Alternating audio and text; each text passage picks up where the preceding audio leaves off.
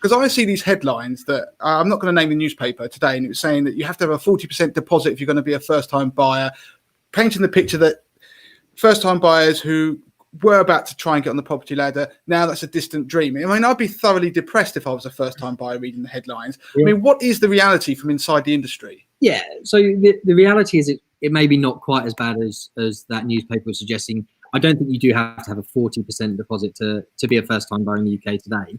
Now, that said, it isn't the easiest time to be a first-time buyer and enter the property market. There's volatility around house prices, and without the experience of perhaps going through the whole cycle once before, you might be at a bit of disadvantage going into it today.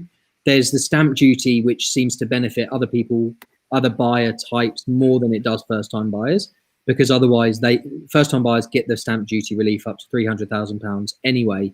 So the relative benefit is a bit smaller for first-time buyers. On the deposit point specifically, that's probably where first-time buyers are at the biggest disadvantage today. And that's just because of the lack of low deposit property products that are available for people that want mortgages.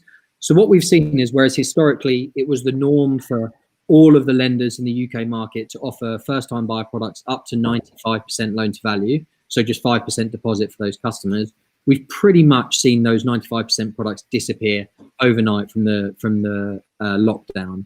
What we see today is, generally speaking, good availability of products up to 85%. So if you've got a 15% deposit, great, you're still in a good position to transact on your house.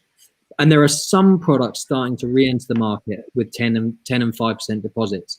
But what you find is, because there's less competition now in those spaces, the interest rate that you pay and the affordability that you have on those products is a lot more strict, and you are just getting a lot less favourable terms to transact.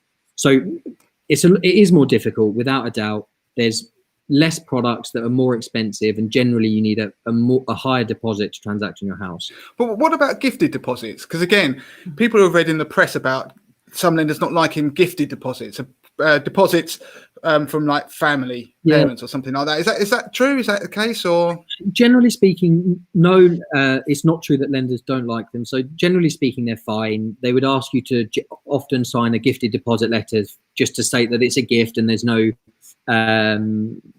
opportunity that this would have to be repaid to whoever's gifted that in the first place. But generally, that's not so much of an issue. Lenders are fine with whatever the deposit looks like, so long as you can prove that that's not going to be an issue in the long-term future. It's more, like we said earlier, around the valuation of that property, and just making sure that lenders are comfortable with that, and they're not taking on any risk that in 1 or 2 years' time that they can put people in negative equity and things like that. And that's why we don't see the products at 5% deposit and things like that.